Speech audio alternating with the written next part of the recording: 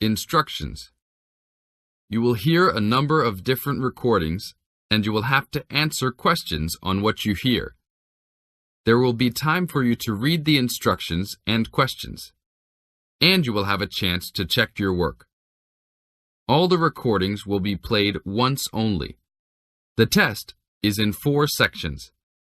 Write all of your answers in the listening question booklet.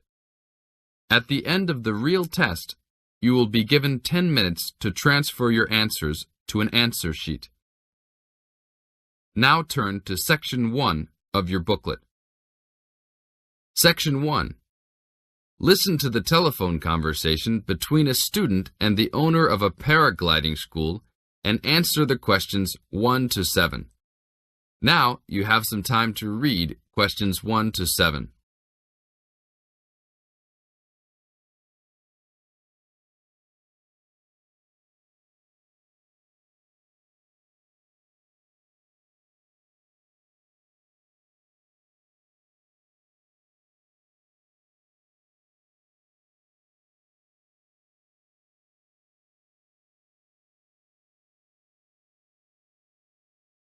Hello, Paraglider's Paradise. How can I help you? Oh, hi. I'm interested in doing a course in paragliding. Which course are you interested in? Well, I'm not sure. What's available? We've got the introductory course, which lasts for 2 days. Okay. Or there's the 4-day beginner's course. There's also the elementary pilot course, which takes 5 to 6 days, depending on conditions. We might try the beginner's course. What sort of prices are we looking at? The introductory is $190. The beginner's course, which is what you'd probably be looking at, is $320. No, sorry, $330. It's just gone up. And the pilot course is $430. Right. And you also have to become a member of our club so that you're insured. That'll cost you $12 a day. Everyone has to take out insurance, you see. Does that cover me if I break a leg? No, I'm afraid not. It's only third party and covers you against damage to other people or their belongings, but not theft or injury. You would need to take out your own personal accident insurance. I see. And what's the best way to get to your place? By public transport, or could we come by bike? We're pretty keen cyclists. It's difficult by public transport, although there is a bus from Newcastle. Most people get here by car, though, because we're a little off the beaten track. But you could ride here, okay? I'll send you a map. Just let me take down a few details. What's your name? Maria Gentle. And your address, Maria? Well, I'm a student staying with a family in Newcastle. So it's care of... Care of Mr. and Mrs. MacDonald. Like the hamburgers? Yes, exactly. MacDonald. The post office box address is probably best. It's P.O. Box 2492, Newcastle. Is there a fax number there? Because I could fax you the information. Yes, actually there is. It's 0249. That is for Newcastle. And then 760412. Okay. Now, if you decide to do one of our courses, you'll need to book in advance and to pay when you book. How would you be paying? By credit card, if that's okay. Do you take Visa? Yes, fine. We take all major cards, including Visa, Master and American Express. Okay then. Thanks very much. Now you have some time to read questions 8 to 10.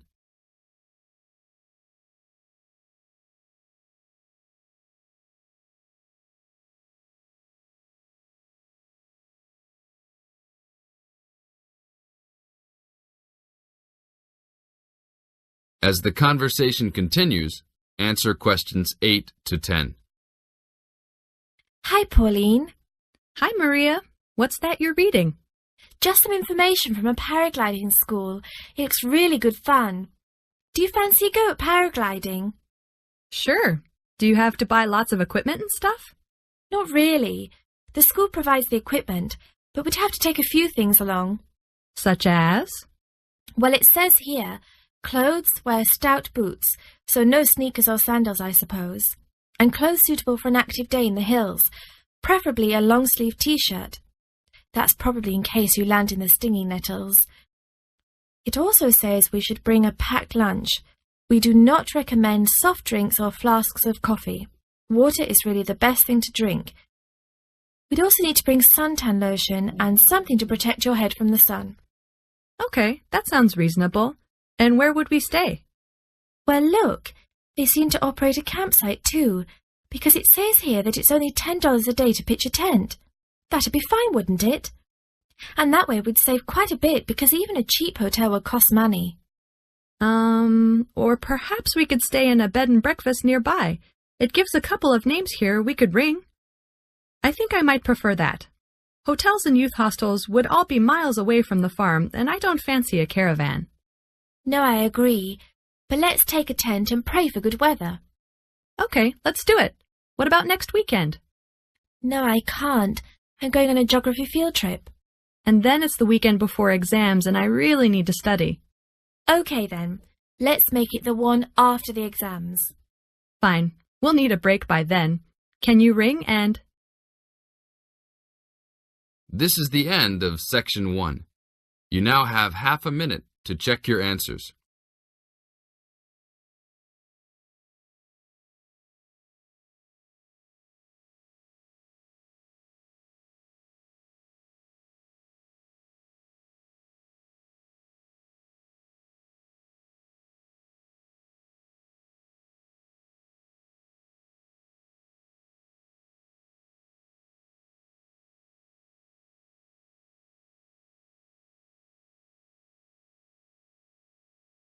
Now turn to Section 2. Section 2. You are going to hear an interviewer who is interviewing Alan. He made a great discovery of Mungo National Park. First look at questions 11 to 15.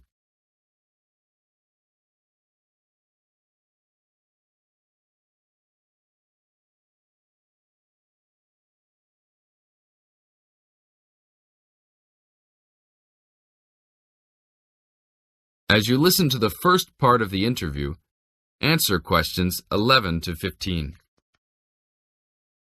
An event occurred in 1996 over a period of 3 days that attracted considerable attention at the time and led to a new find in Mungo National Park, which is the focal point of the Willandra Lakes World Heritage Area in New South Wales, Australia.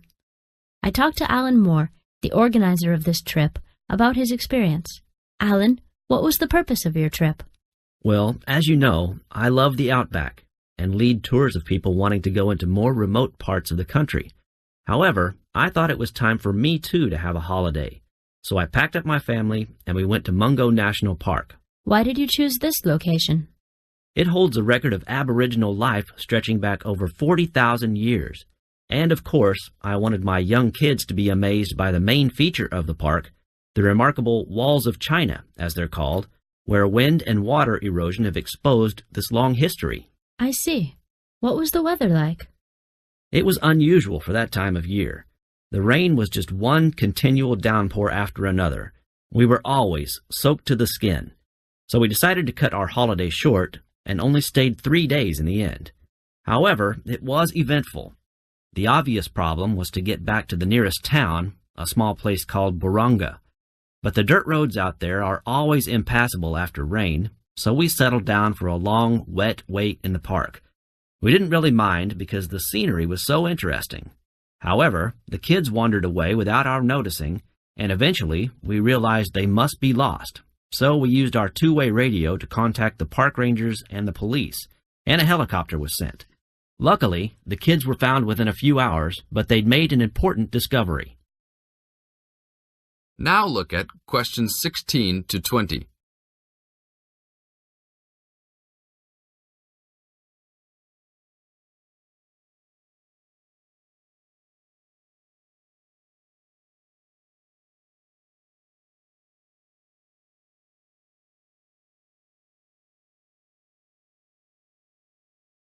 As the talk continues, answer questions 16 to 20. So, the trip was also eventful for another reason, wasn't it? Yes. They led us to some ancient Aboriginal art. The kids had taken shelter in a very small, low cave that was difficult to see from the outside. We were lucky to have another family camping in our location. When they heard us calling the kids, they immediately helped us search for them, and as the hours went by, they also provided us with much-needed support and encouragement. We really appreciated their help, and as we were already soaked through after looking for the kids for a couple of hours, they even made sure we had enough dry clothes to wear. The park ranger managed to get through to us to lead the search, and when the helicopter pilot notified us by two-way radio that he'd seen the children but was unable to land nearby, we were able to eventually find them very excited about what was in their little cave. And what did you think of their cave? Well, after squeezing in, I must say I was impressed, and managed to take a few photos of it before we left. There were many faint markings and dots on the wall. It was difficult to tell what they represented because they were so small, but people from the museum who have since visited there said the markings were similar to some other findings in the area, and later confirmed they were very old. Although it's now a protected site, the children like to call it their cave, and are allowed to visit it when a ranger can go with them. Thank you, Alan. If you go to Mungo National Park, you can see the entrance to the cave and some of Alan's photos at the ranger's station. Alan continues to lead tour groups in the outback, and if you want further information... This is the end of Section 2. Now you have half a minute to check your answers.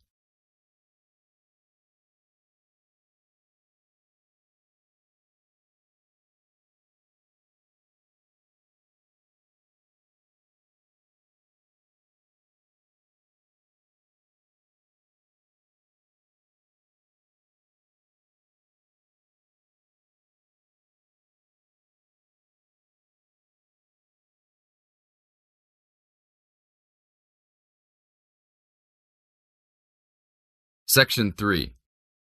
You are going to hear a conversation between Sally and Ben. They are new college students. You now have some time to read questions 21 to 25.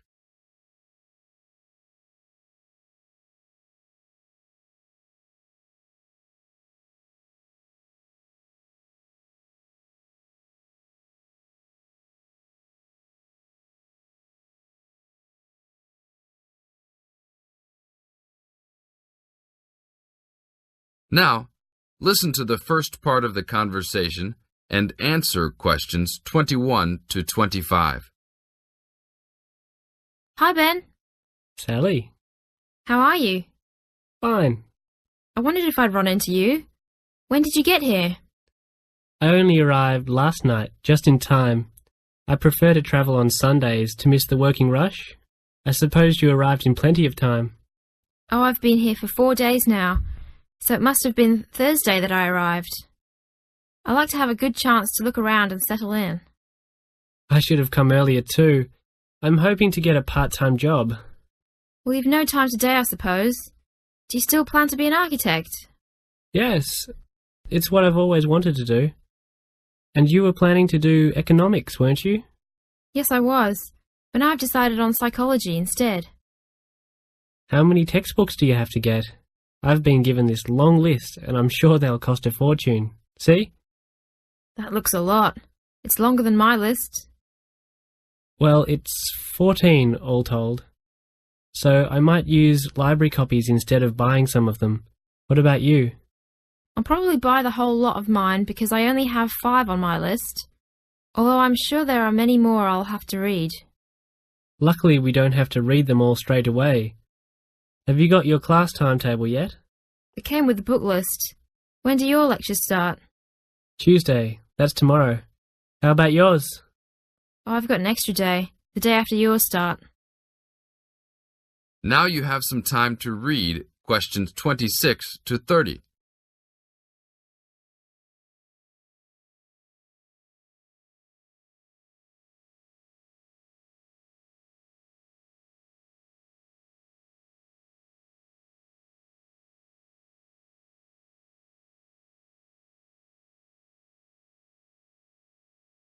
As the conversation continues, they are talking about their new college life.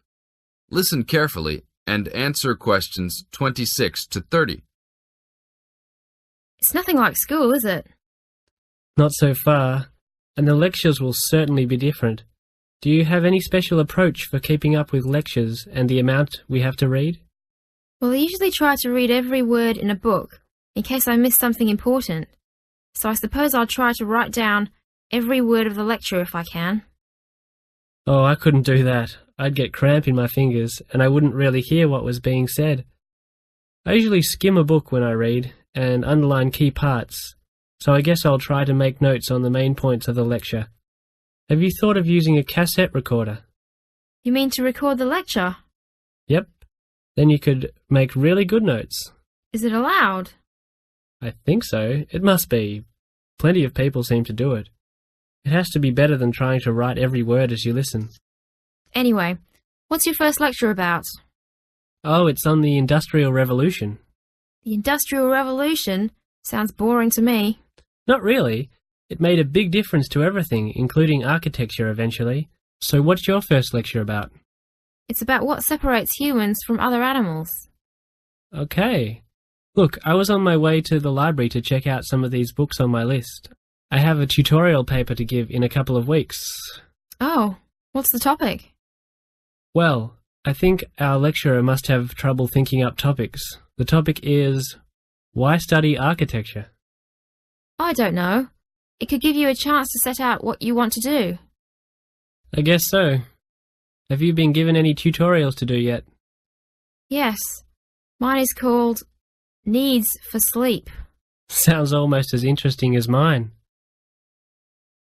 This is the end of Section 3. You now have half a minute to check your answers.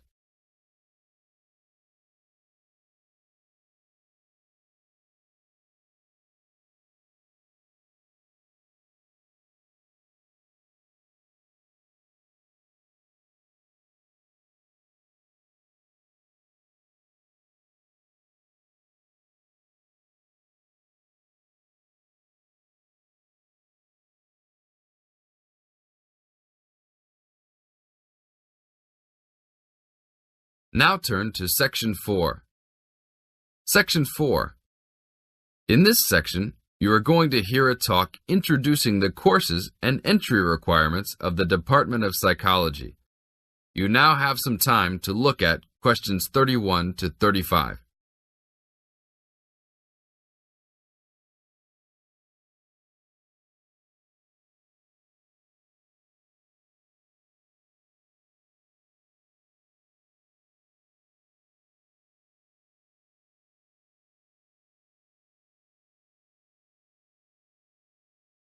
Now listen to the first part of the talk and answer questions 31 to 35. Good morning and welcome to the Department of Psychology's Information Day for new and intending students. I'm the head of the department and today we plan to give you a clear idea of the main courses we offer, their entry requirements, duration, and the types of jobs you might obtain after gaining these qualifications. During the course of the day, I hope you will take the opportunity to talk to staff and attend information sessions for particular courses that may interest you. Some of these courses are open to school leavers, but some have particular entry requirements, so it is important to note these. Firstly, the Certificate in Psychology is offered as a 6-month course for those wanting a general introduction to the subject for personal or work-related purposes. There are no specific entry requirements. At undergraduate diploma level, we provide a 1-year diploma in psychology course designed for those already in employment whose work and previous training is not in psychology. There are no particular entry requirements, and students in this course usually take it to help them progress into their careers. For a major in psychology, we offer a 3-year degree course called a Bachelor of Arts, after which students can go on to take other courses if they want to specialise in psychology. The only requirement for this course is the usual undergraduate admission to university. Now, for the more specialised courses in psychology, we offer a master's degree to be taken over 18 months.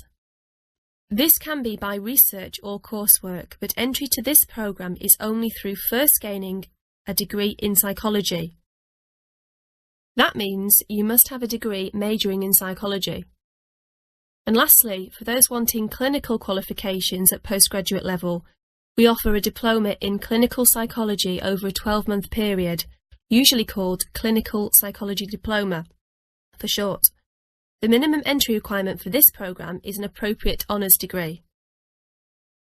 Now look at questions 36 to 40.